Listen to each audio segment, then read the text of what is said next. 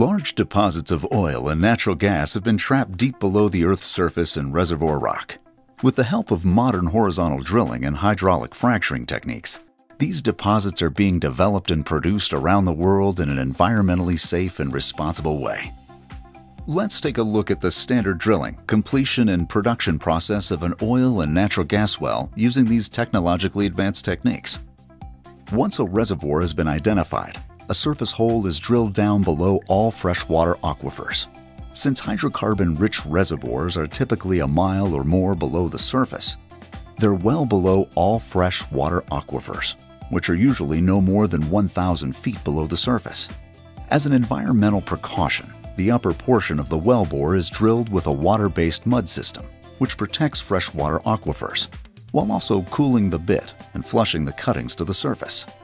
The mud cakes onto the walls of the wellbore, which helps keep it intact.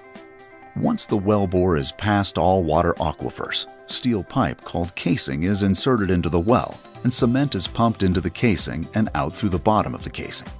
It's then pushed up between the casing and the hole. This cement creates a barrier between the well and any freshwater aquifers. Then the drilling is continued below the end of the surface casing down to the kickoff point. The kickoff point is the spot where the hole is drilled at an increasing angle until the drilling actually takes place horizontally within the targeted reservoir. This horizontal drilling can continue for 5,000 to 10,000 feet.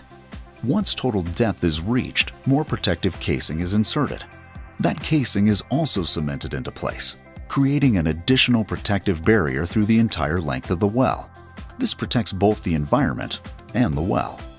Once the drilling is finished and the final casing is cemented into place, the drilling rig is released and preparation begins for the next step, completion. Completion begins with the installation of a valve at the surface. Then a water and gel mixture is used to clean out the wellbore with a bit via a completion rig and tubing in preparation for the perforating run.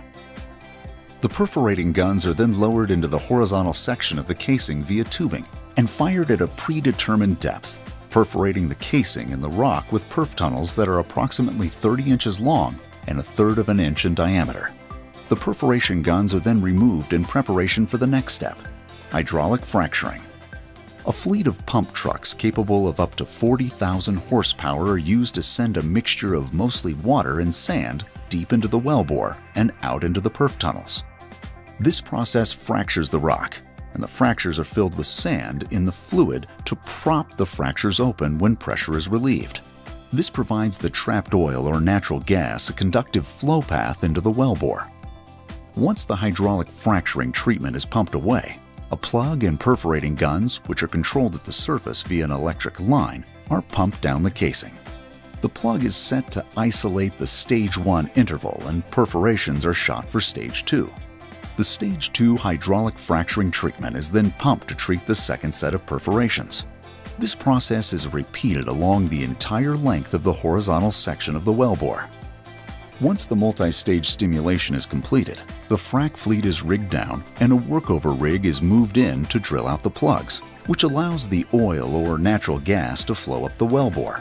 Finally, a permanent wellhead, otherwise known as a Christmas tree, is installed and the well is turned to flow back.